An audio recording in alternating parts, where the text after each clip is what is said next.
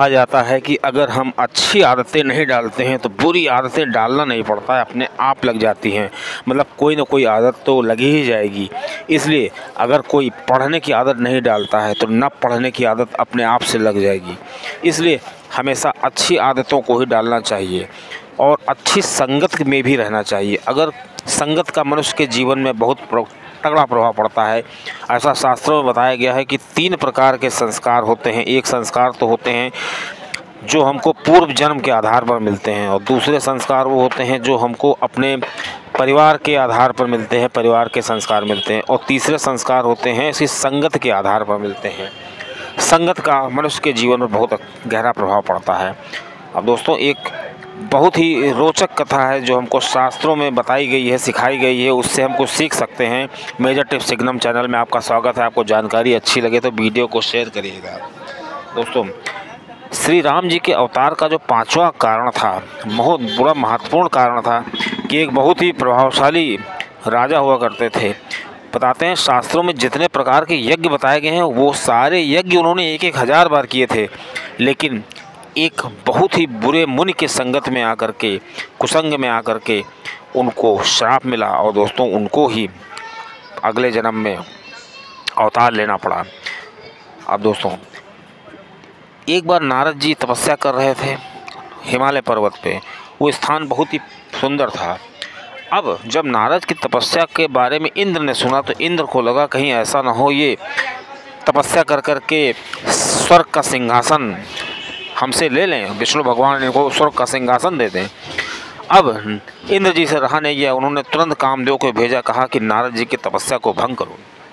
अब दोस्तों, इधर कामदेव आते हैं और नारद जी को रिझाने का प्रयास करते हैं। बहुत प्रयास करने के बाद जब कामदेव हार जाते हैं तो नारद मुनि कोई साधारण व्यक्ति थे नहीं, उनका नाम ही था नारद। अब दोस्तों, वो कामदेव इनके चरणों में गिर जाते हैं, और जैसे ही चरणों में गिरते हैं तो नारद जी देखते हैं कि कामदेव चरणों में गिरा है। तुरंत नारद जी प्रसन्न हो जाते हैं और उसको आशीर्वाद देते हैं।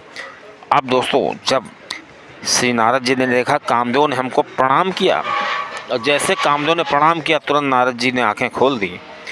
अब नारद जी को ये लगने लगा तुरंत कि शिव जी जो हैं उन्होंने भी कामदेव पर विजय प्राप्त की है। लेकिन जब शिव जी ने कामदेव पर विजय प्राप्त की थी उसके बाद शिव जी को गुस्सा आ गई थी, क्रोध आ गया था, और हम देखो मुस्कुरा रहे हैं। इसका मतलब हम शिव जी से श्रेष्ठ हुए, क्योंकि शिव जी ने कामदेव पर विजय प्राप्त की थी, मतलब काम पर विजय प्राप्त की थी, लेकिन क्रोध पर नहीं प्राप्त की थी। और हमने काम पर भी विजय प्राप्त कर ली और क्रोध पर भी विजय प्राप्त कर ली, इसलिए हम श्रेष्ठ हुए। अब इतना ज़्यादा वो उनके अंदर प्राउड आ गया, तुरंत वो भागते हुए गए श्री शिव जी के पास और श्री शिव जी को बताने लगे कि देखो ऐसा ऐसा हुआ है। तो शिव जी ने कहा तुमने हमको तो बता दिया है, भगवान को ना बताना जाके। अब चूँकि दुनिया की आदत होती है, अगर किसी को किसी काम के लिए मना करो तो वो काम जरूर करता है। अब दोस्तों, नारद जी को लगा कि शिव जी को जो है हमारी उपलब्धि जो है अच्छी नहीं लग रही, इसलिए हमको मना कर रहे हैं। वो तुरंत गए विष्णु जी के पास, विष्णु जी को बता दिया। अब दोस्तों, विष्णु भगवान जी ने उनको सबक सिखाने के लिए उनको बहुत ही गहरे संकट में डाल दिया था, लेकिन नारद जी ने उनसे, प्रभु जी से ये कहा था कि आप जैसा चाहें, मतलब वही कार्य करिए जिससे हमारा भला हो। जय विध होय नाथ थोरा, करो सुबेग दास मैं तोरा।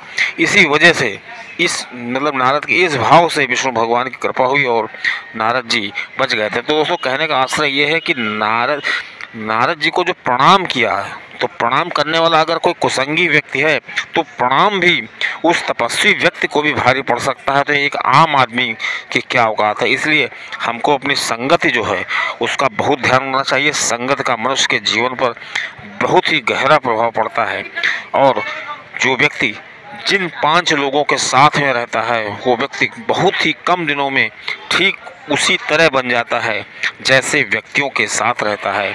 इसलिए कुसंग में अगर कोई हमारा फ़ायदा भी हो रहा है तो हमें कुसंग को त्याग कर देना चाहिए। इसीलिए श्री राम जी ने बाली का साथ नहीं दिया, श्री राम जी ने साथ दिया सुग्रीव का, क्योंकि वो जानते थे कि धर्म पे चलने वाला मार्ग अगर कठिन भी है तो उसे ही अपनाना चाहिए। अधर्म पर चलने वाला शॉर्टकट बहुत ही खतरनाक होता है। और जो व्यक्ति इन बातों का अपने जीवन में ध्यान रखता है वो कभी धोखा नहीं खाता। जय